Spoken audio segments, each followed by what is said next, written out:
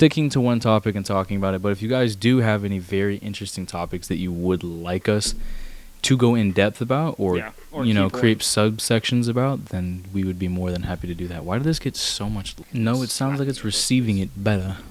Much more oh, it's because it's a direct. Okay, so it has to be directly in front. That's why. So the reason, I guess we could actually talk about the reason, because I have literally been sitting here for the past 2 weeks, ever since the first one was released, and the first episode we were like, we're going to finagle the name and we're going to figure it out. But I am like hard set on just get 1% better. Get like, 1% better. Yeah, just it's the get 1% better. Get 1% better, yes. It rolls off your fucking tongue. Much easier. It's really just a sentence. Get 1% better. I just straight. Oh, yeah. You got to say it into the mic. Yeah. You got to have it like out here like this, fool. Is it good? That's why I have mine down below like this. Oh, and because I can like talk into the microphone.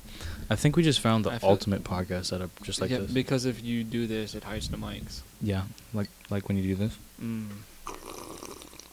But no, that's what I want to talk about, is why I really like the name Get 1% Better, because every single thing we're going to talk about, we're going to do a little bit of bullshitting on the podcast, and we're going to talk about real shit on the podcast. Every single day is full of hard shit and bullshit, but at the end of the day, you need to make sure that you get 1% better and do something to progress into the next day.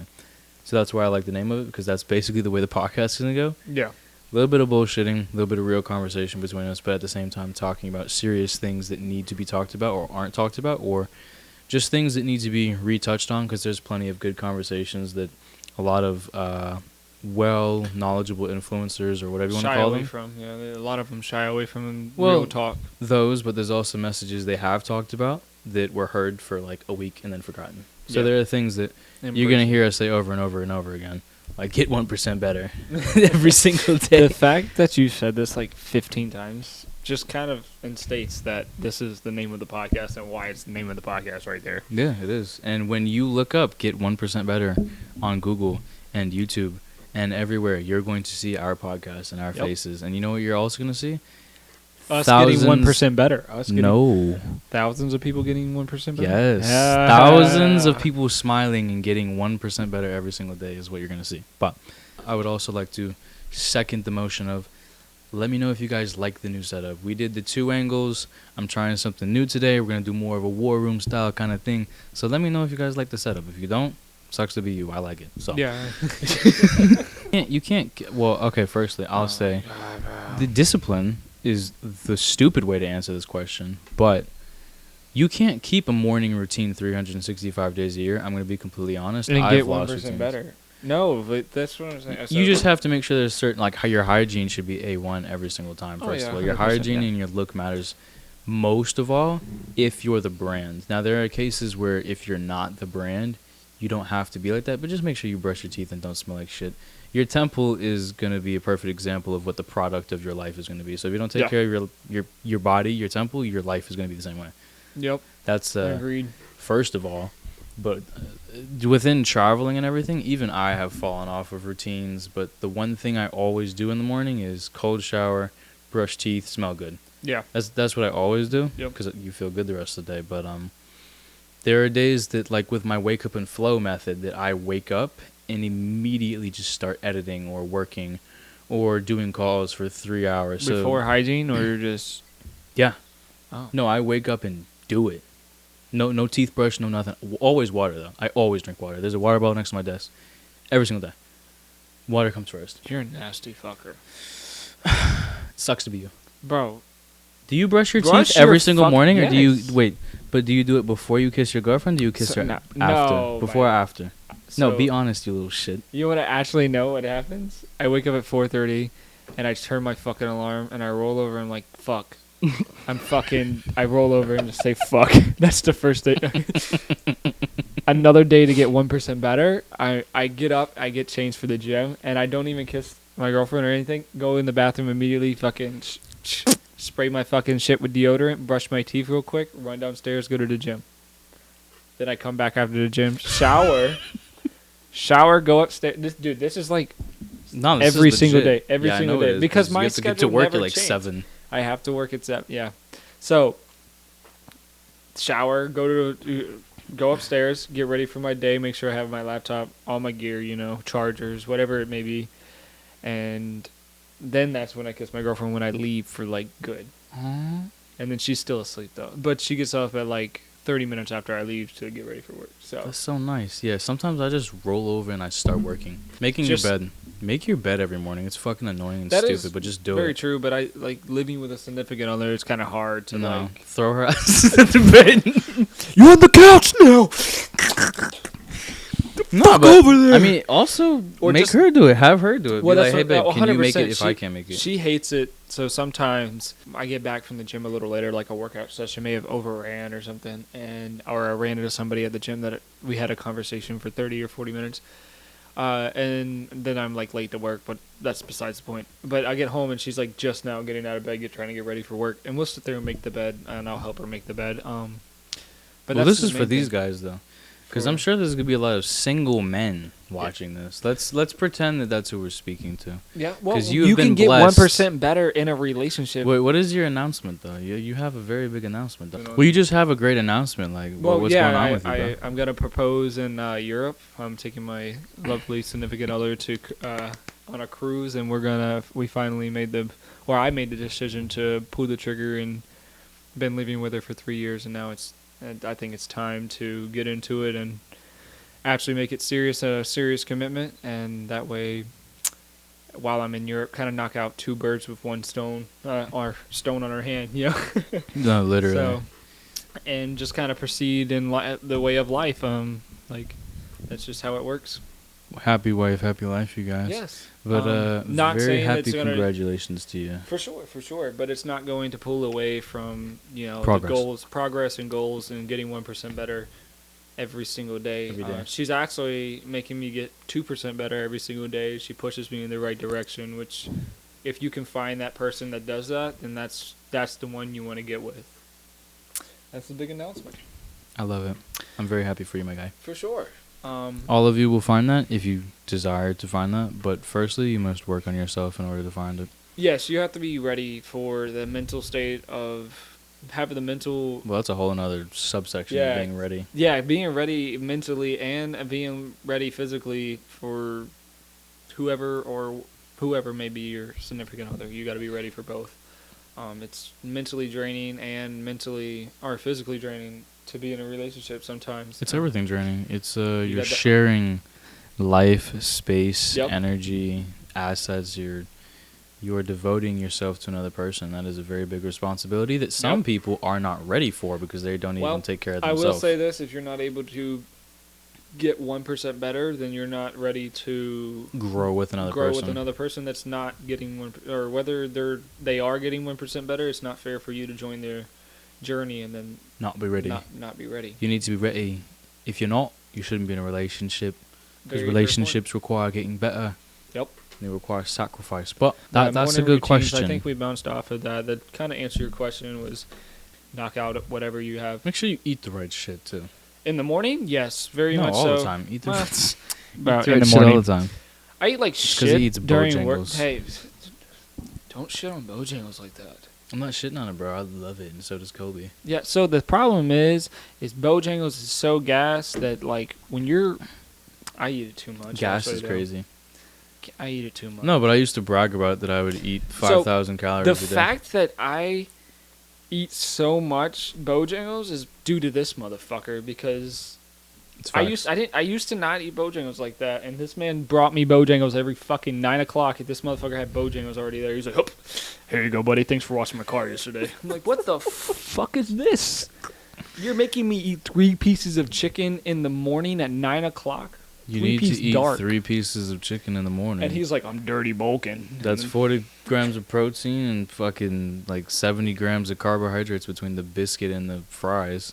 Okay. That's fair. Yeah, so it's like... That's fair. And the meal is like, I think it's 1,500 to 2,100 calories, depending on what you get. Yes, indeed. Without a doubt. I have a question now. What's your question? One of you beautiful people asked me, on average... Wait a minute. On average, how many minutes a day do you look at yourself in the mirror? This is a trick question, because, like, when I get back from the gym and I'm, like, getting ready for work. How many minutes in the gym do you look at yourself in the mirror? Oh, There's mirrors in the gym. I forgot about that. There's no way that you just look at the ground the whole time. Do you Someone not had to hurt you to be just staring at the floor mat of the fucking gym. Yeah, it's called a heartbreak. Yeah. No, honestly, now that you encountered the gym, it's probably like a good hour or two. 2 hours probably. 2 hours? I would say of mirror looking? Well, because 45 minutes of the gym, I would assume, is looking at the mirror. And then you have an hour of, like, throughout the day, like, I'm sure I'd do an hour. Throughout the day, every single time I come in contact with water, a mirror, a window.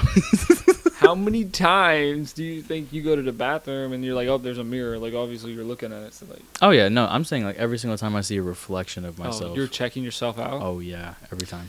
Well, that's the confidence you got to have. You got to be ready to, fuck yourself in the middle of the day. J.I. fucks himself all day long. That's actually crazy. I have never heard such arrogance before. What happened to you? Drinky drink? Oh, yeah, no, that's legitimately how much I look at myself in the mirror. And to not sound like a complete douche, I mean, it's literally simply just confidence speaking from that. I mean, I don't do it just because I'm like, oh, I'm a narcissist and I love myself. It's more of like, I'm always looking to get better. But, I'm looking at my hair, I'm looking at my clothes, I'm looking at my teeth, I'm looking at my face, I'm looking at, you're just monitoring constant upkeep. Yeah, if you monitor yourself throughout the day, and that way you don't come into contact and you got something on your face or... Yeah, I would think it's a pretty normal thing for you to look at yourself. Like, yeah, I do flex, like, when it's sunny outside and I come in contact with my tinted windows on my car, yeah, I'm flexing in the window. Every time. No doubt. There's no reason not to. And if you don't, you need to get to the point where your body is where you want to do that every time you see the mirror. Because if you don't want to look at yourself in the mirror, there's an issue. The fact that this guy didn't look at a mirror but looked at the camera is goes to show he's probably back up to 3 hours. I do that at Walmart too. At Walmart, I always do that on the camera. Walmart and Target, bro. Hey, I'm not shoplifting, but I am lifting these guns. Yeah, bro. I'm always with it, man. So it's like, it's not just the I am beautiful factor of it, but it's also just the constant upkeep. I really don't think there's anything wrong with it. If anybody says anything, then they can suck it.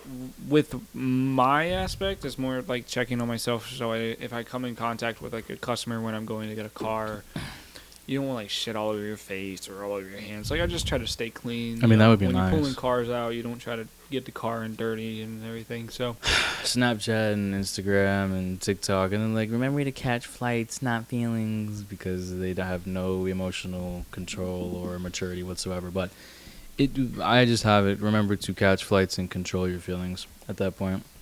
Because what does that mean? Go into deeper meanings, please. It means if you are too much of a vagina to control your emotions, you shouldn't even be romantically entangled with anybody in the first place. If you can't control your emotions and control how they go and set healthy boundaries and take care of your emotions and your partner's emotions and be in tune with that, you shouldn't even be catching any feelings in the first place. The reason you're heartbroken and hurt is because you don't know how to manage your emotions. You don't know how to properly handle or not react to your partner's emotions. You just shouldn't even be doing it at all. Catch flights, be successful, have a great lifestyle, have fun.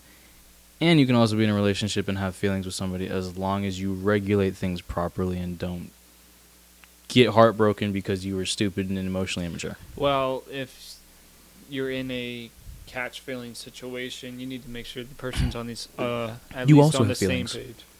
So you can have feelings and be successful. Yeah, no, 100%. What I was trying to refer to is like you have to, if you are catching feelings for someone, you have to make sure that they're at the same page. That way you don't get your heart broken. That way you know what you're going into, if that makes sense. You never a little bit of that, but also sometimes you just really can't help it. Sometimes they just switch up on you. But it's like, it really just boils down to learn how to control yourself. Your feelings. Obviously, if it's your heart broken. Mental state, mindset, and your success all relies on how you react to, what are those things called? Anything. Your life is dependent on how you react. What is that word I'm trying to find? Obstacles? I guess obstacles, yeah. I guess we can. Yeah. How you react to the things that you can't control in your life. So, yeah, control the things that you know that you can control, which are your feelings and your thoughts and your mindset, and you'll get where you want to be. And then everything will be all Gucci. Yeah. Yeah. I agree. Yeah, that was just my little tidbit of information, you guys, is just remember to take care of your emotions and keep them in check, because when it comes to being a young adult male, it is very important to keep that in check, because that will play into business, family, friends, life, business opportunities, clients. Your emotions play into everything, and leading away from the emotional, romantical side of things, you need to just be in check with that. Well, this note I actually, from one of my followers, actually reached out. Can't call them followers. Oh my God. Get fucked. Okay, let's not put that on there. Okay. What'd you say? No. So from, I don't think everyone. Okay. What? What's up? Okay, so this about boils down off of whatever your catch flights or catch feelings or whatever, right? Sometimes you got to give up on people, not because you don't care, but because they don't. Yeah, you can only care so much before you hurt yourself thinking that you're doing something wrong, when you're just literally going crazy trying to do what the other person's not going to do. There's only so much that you can do, because you will go crazy trying to prove to them that you care when they don't care, and it's just going to break you in the end. Because the definition of insanity is doing the same thing over and over, expecting different results, and if the other person is happy with what they're doing, same shit. Insanity. I think it is insanity. Chaos is a completely different thing. No, chaos is doing the same thing and expecting the same results. That's chaos. I think it's insanity. I'm glad we have two fucking powerful laptops in front of us to Google this. And this one laptop that you're on is going to say, John, you're a dumbass. Oh, really? Yeah. Get fucked. Complete disorder and confusion is what insanity means. Well, good thing I have a laptop. Fucking Safari using and you're loser. Anyways, we're getting completely off topic. This guy's a loser. The meaning of true chaos, the state of unconfusion, the state of utter confusion. Dude, the only state of confusion I have is, what is the next question going to be after we absolutely demolish you, dog? Oh, okay. So, building a character you want to become, how you want to show yourself in the world. So, how would you basically build your character is the question? Yeah, first 1% character you're trying to build. Say you're starting a new slate tomorrow. That is such a deep ass question. Yeah, I know. They have some really good questions. Where would you start to build your 1% character? Bro, you gotta start with your body. What? No, bro. Yeah. So your body. You wake up tomorrow and you're a blank slate. I guess stick of a figure, just a stick man. A loser. No clothes, no bed, no home. Just you're a hobo. You fall out of the fucking world. Just. I feel like that's like a very unrealistic position to start from, because then we have to talk about all the stupid ways you make like $10 and shit. Because you have to start making money. You need money. So I blow this taxi driver. All I can say is that it would not be a very effective way. She comes, I get $10. Oh, they have female taxis? That's crazy. I forgot where. Bro just immediately was sexist with it. I was just like, wait, they don't do that. That was super satisfying. That was great. Okay, so wait. Fall out of the face of the earth. It sounds like you're timing your piss right there. Like from episode 1? No. If you didn't see episode 1, you need to go watch that immediately. It'll be in the corner right here. Right here. Anyways. So I think we're going to just start as, let's say you're starting as a high schooler. You're 14 years old. You're skinny as hell. You have no friends, and you're a loser exactly like me in high school. So we're going to refer this. Let's do 14 to like 18 like that. No, you're starting at 14. Because high school is the same for everybody. You have no control. You probably don't have a car until you're about a sophomore or junior. That's fair. If you have that if you have it that way. Some people don't have access to a car, and some people can't work because they're doing extracurriculars. So there's just a few things that you can do as a young man to help push yourself forward. And it's like, I would say like maybe 5 pillars. I would say you need to start looking at ways to make money in high school. At 14. I did. I would say more at 14, you should be looking for evaluating people that you're surrounding yourself around. Well, that's one of them, but it's kind of hard to find people who aren't absolute dumbasses. Well, for sure, without a doubt, but you could pick out just evaluate people. Like, yeah, but what if you live in bumfuck and there's 20 people that go to your school? Bro, learning people skills and how people work and just talking to people, being social with people, building those social skills are going to prolong you further in life. Like, oh yeah, those are needed. I needed that. That's what I'm saying. Versus money and social skills, like, you can have all the money in the world, but you can't talk to somebody. You can't. Oh no, you don't have to know how to make money. Yeah. You don't have to make money. You just need to be aware of. You need to be aware of the situation. So learn currency, basically. You need to learn currency. You need to be aware of it. You need to be aware of trends. Okay. Your health is one. Your appearance is one. All of these things will play very deeply into your outcome, the success of your outcome, realistically. Yeah. You're going to need to know these things. So building your character is what the question really asks. So I guess we could list like 5 topics to focus on when you're trying to build your character. So building Read a character, books. I wish I did earlier. These are all good topics that fall under like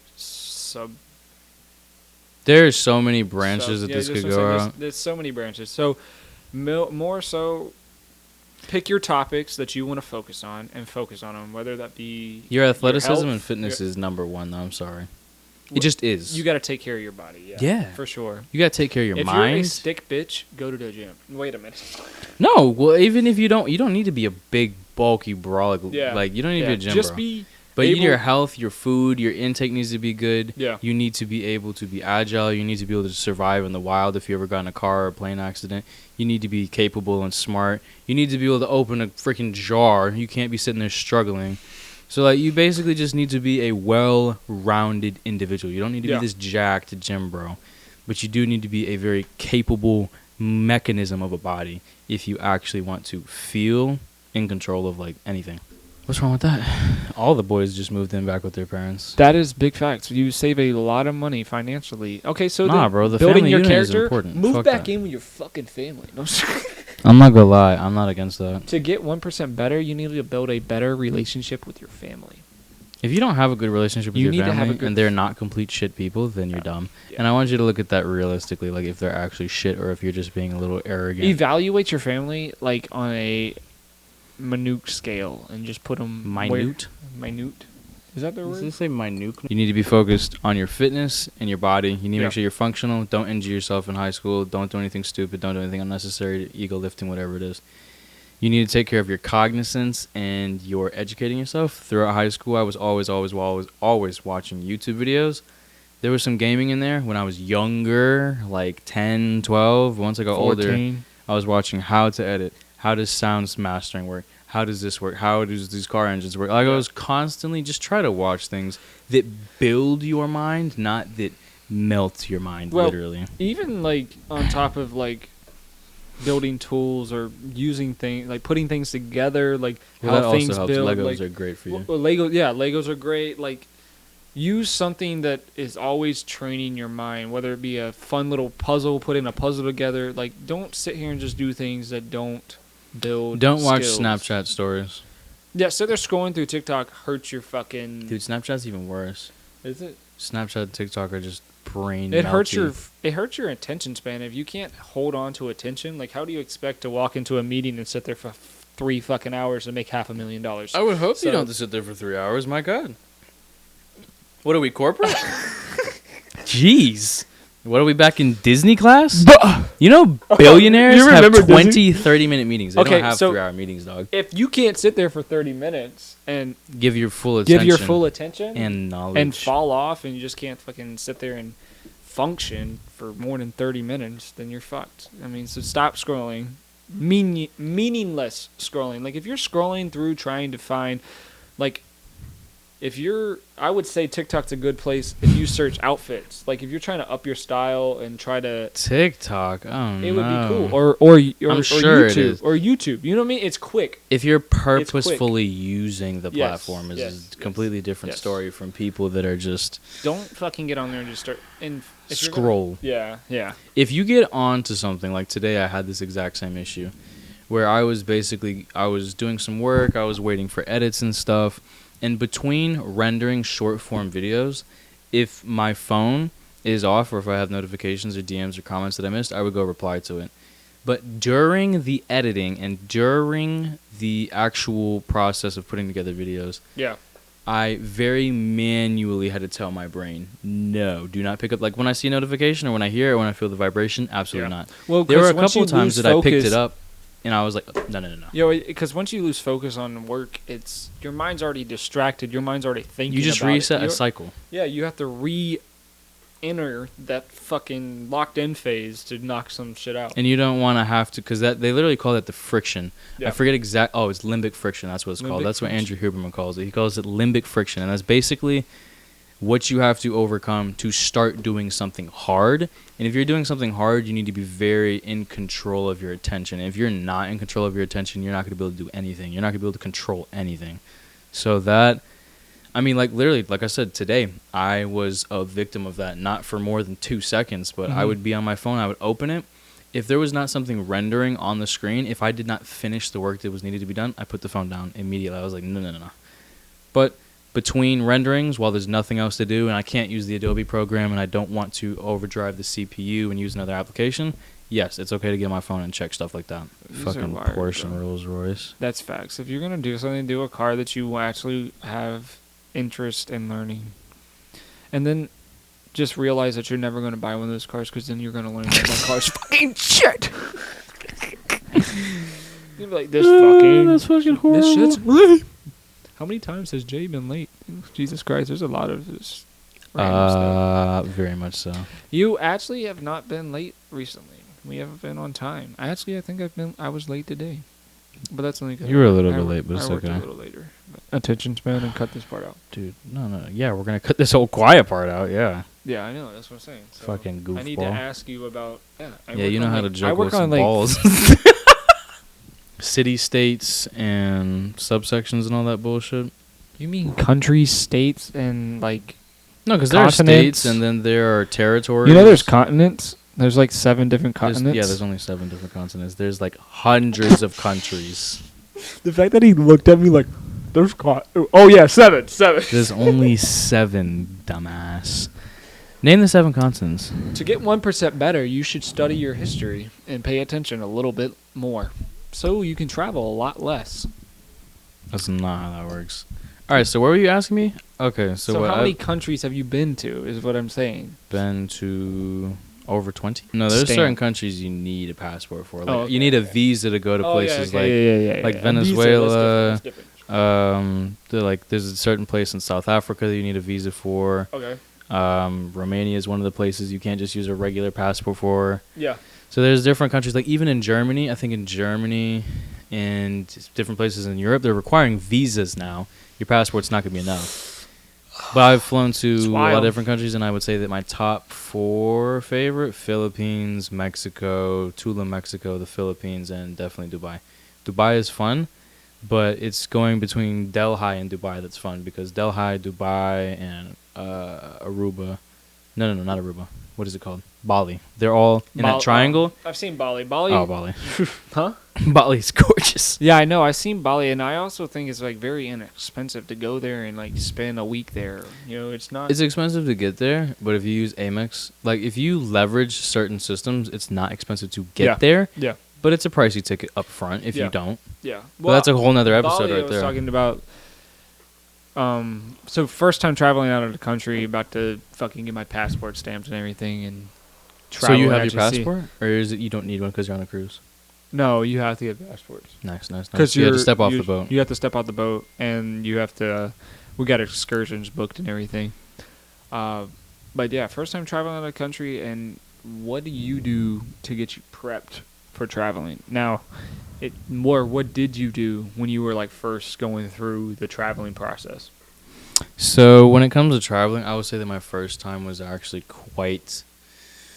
My first time traveling, I've been traveling since I was younger. It was not a lot. It was like between North Dakota and North Carolina. Mm-hmm. That was like just hopping on a plane, going to my grandparents' farm when I was younger. So that was very simple going through airports and shit. But the first time international travel was with my brother, Jace. It was pretty seamless, I'm not gonna lie. He made sure that we had TSA pre-check. It's pretty simple. Get to the airport, depending on the size of your airport, because Newark Airport up in New Jersey versus RDU in bumfuck North Carolina is a very different size. Bumfuck North Carolina, it's wild. I mean, the airport, Strip, there's 13 bays in RDU, which is an international airport. Which is not that much. At Newark, there's over 120. No, well. So the traffic is very different. So at Newark, I'd suggest being there 2 to 3 hours early. Yeah.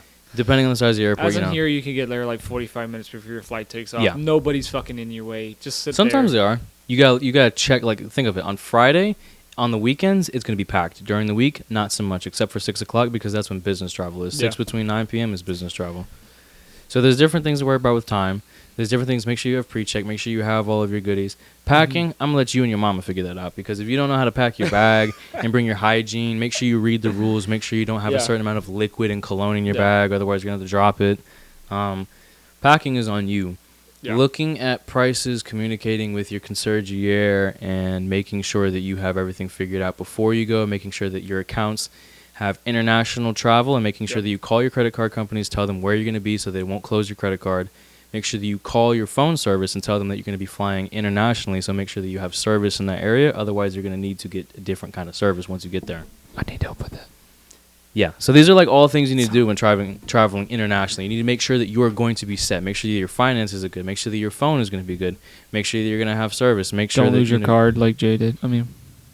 Oh, dude, those get snagged all the time. In New York, you're going to get snagged. Like, you're just going to. It doesn't matter where you go. If you use a tap or a physical card in New York City, you should just expect one out of every 20 uses, you're going to get snagged. That's just the ratio. Depending on the activities you do, too. Call them and ensure how many countries they have towers in. If international long distance, right? International long distance. Sounds like I can make phone calls over there. You can do whatever you want. $65. I'm just telling you what I've experienced. Okay, let's change the topic. This guy's being a dick. I'm not being a dick. I'm just telling you. You can purchase whatever you want, but I'm telling you to be safe. I was asking you. A 5-minute call ain't going to kill you. Fuck you. Would you rather know or would you rather guess? No, so I just didn't want to go over there for 11 days, and they charged me $10 each fucking day, and it's $110 when I come back, when I could have just spent $60 and had the fucking month plan of international. Does that make sense? Yeah, that would have made a little bit of sense. So I was asking you, should I just get the $60 month fucking if for 30 that's the days? plan that's going to work, yeah. Is it going to work? I don't know. You got to ask them. You don't just call fucking Verizon. They don't answer. They don't answer. I'm not sitting on. What time is it? That means that you suck. They have a 24/7 line. Why are you so afraid to call people, dude? Calling people is good for you. I hate calling people. This is exactly what you guys need to get used to. Fucking calling people and asking questions and getting to the fucking point. Okay, so to get 1% better, call your mother. No. Yeah. If you can, you should. If you can call your mother, call your parents. Make it happen. Because stop the video right now. Pause it. Call your mother. Say hey, and then join the podcast again. Challenge accepted. I will do it. All right. Give me one. Hey. No. Do you have any other questions about travel? No. Because I have plenty of experience that I can share with you when it comes to travel expenses or any of that beautiful travel hackery.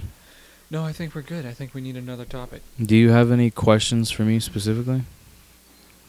Yo, did I tell you Give me topics, bro. that Sniper Wolf basically did a review? That you remember me bouncing my titties on the keyboard? Yeah. There's this clip of her out there that she was basically impressed by my titty bounces. My entire life when I was younger, I was like, fuck that bitch. And then I saw this clip and I reported it. I think it got taken down. That shit was hilarious. So, does that mean you have to hit her I don't up? even think that you know who Sniper Wolf is, do you? She's a gamer. Oh, he knows. Oh. She's a gamer. She used to play like Fortnite, right? I don't know. Fucking. No, I'm talking about from like 10, 15 years ago. So she's long time ago. She's old and dried up. She's now. basically a grandma at this point. Ooh. Oh. Eating disorder advice. Eating disorder. What advice do we have for people with eating disorders? So is this like saying that they basically ate too much food and then they just stopped eating and then they were like trying to lose weight and now they have this disorder, or eating disorder as in like ways.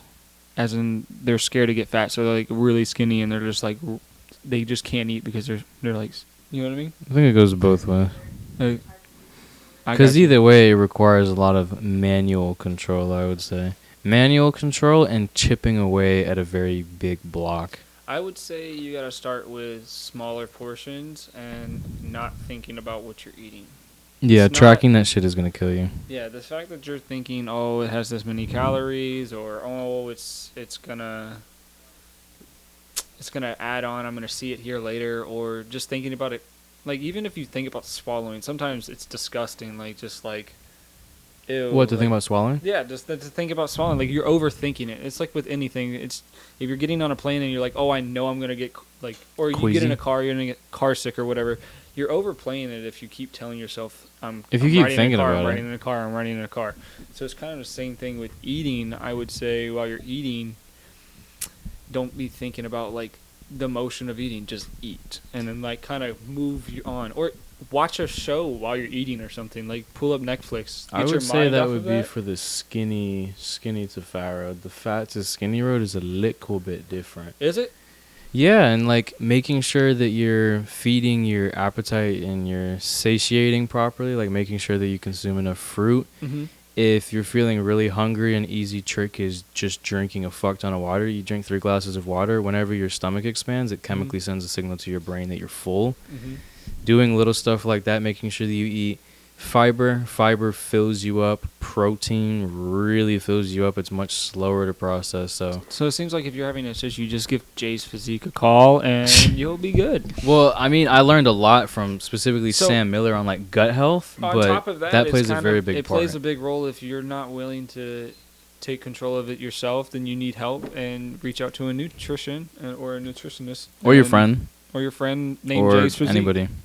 No, I mean, doing stuff alone is very difficult. Yeah. But if you have a friend, or if you have a buddy, or if you have a coach, or if you have your siblings, if you have anybody that will do it with you, anybody that will...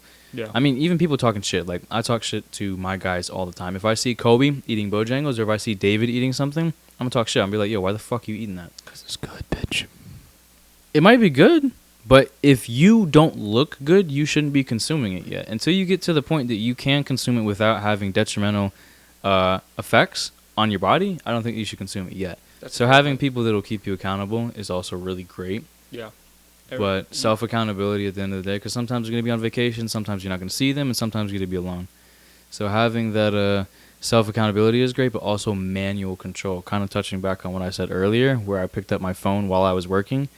You need to put down the fork while you're trying to lose weight. Yeah. Or if you're trying to eat, like you said, putting on a show will help you get through it and stop thinking about it. Or not tracking your calories will help you not think about it. Or when I was bulking and I was 120 pounds and I had to eat a lot of food and I didn't have an appetite, I literally would take a bite and drink water to fucking swallow the food because I did not want to eat. So there's a lot of different tricks. You can watch a lot of different YouTube videos. It's always good to educate yourself and find different tricks and try different tricks. Water might make... Like, drinking too much water will thin out your blood, and it will make your blood sugar low because you need a certain amount of sugar and salt in your system.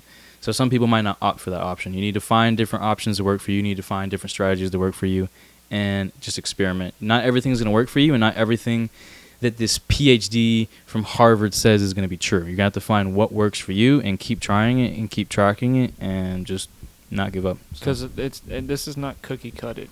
You know, nothing's cookie cutter. It's based off of who you are as a person. So it's fine. Because everybody's body reacts differently. Find what works for you. But that's definitely what I would say for people with eating disorders. Yeah. Eating disorders are a real thing, and they're a product of trauma and different environments. It just depends on what your environment is and how you mentally think about food. Some people love it, some people hate it. I used to hate it, and now I love it. So my environment has changed. I've put myself in different environments, and now I look at it completely differently. So now, when I first started bodybuilding, I was tracking every single calorie, and I was always on my shit about food, and I was eating rice and chicken, and now I just kind of eat whenever I feel my body's tired, and I drink water whenever I feel tight. And you feel better. Yeah, I just kind of have a handle on it now. Yeah, you feel better. You weren't trying to go for... I think you were going for a show, and then your shoulder got fucked, and you were like, oh, this never works out. Oh, yeah, doing bodybuilding gave me the worst eating disorder, because after I got injured, I did not eat for a month. Like, I was taking Adderall every day, and I just would go, like, 3-4 days without eating any food. So dieting that strictly will fuck your appetite. Thank you very much. But I think that is going to be all the questions for today's episode, you guys. I talk about this with all my boys. No, this isn't a question. This is more of this is extremely important for people who have fucking, what do you want to call it? Self-identity problems, identity issues, basically. This is finding their place, I would say. But this is a method that I call going from a number to a name. And this goes for business owners, this goes for content creators, this goes for regular human beings. Basically, when I say going from a number to a name, it is as simple as making yourself distant from a social security number or an LLC identification number. Like, when it comes to being a business, you are nothing but an identification number, an EIN. As a human being, you are nothing but a social security number. And when I say go from a number to a name, I'm saying, in short, make yourself memorable as a person, make yourself memorable as a brand, make yourself known to people, known to your community, known to different places on the internet. You want to be remembered as a name. There are billions and billions of people who have died in war, and they are known as numbers. Whenever they say, that we lost 1 million people, they don't say any of their names. They say the names of the generals and the people who are remembered for the things that they did. So the people guiding those people. Yeah. They're guiding the numbers. You really want to be remembered as a name. You want to make a name for yourself. You want to do things. Don't go through life floating. Don't be a number. Make sure that you at least try to make yourself known as a name. To family, friends, the internet, whatever you care about being a number, or whatever you care to be known by a name, I would make that effort. Well, even on top of, like, you work for a big corporate business, make sure the people that are higher up, and I guess your managers, your general managers, like all those people, make sure that they know you for something. Whether it's the not just employee number 127. Yeah, make sure that anywhere you go that they know your name, they know who you are, they know your attitude half the time. Like, my boss even gave me a compliment today. He was like, your attitude's always great. And he's like, why do you always have a great attitude? Well, that's going to stick with him going through. He's going to know that. He's going to know you. Yeah, he's going to remember you. He's going to know that John has a good attitude towards anything, So then that builds off of when he talks to people about me, they're going to remember John has a good attitude, always uplifting or whatever. That's another thing, is make sure it's always a positive. Make sure it's a positive name. You don't want to be, Jay's always late. Yeah, there's plenty of people who have negative connotations stuck to their name. So remember to be known for your name, but also make sure that you at least try to have a positive attachment. What? How do you get rid of what? Negative.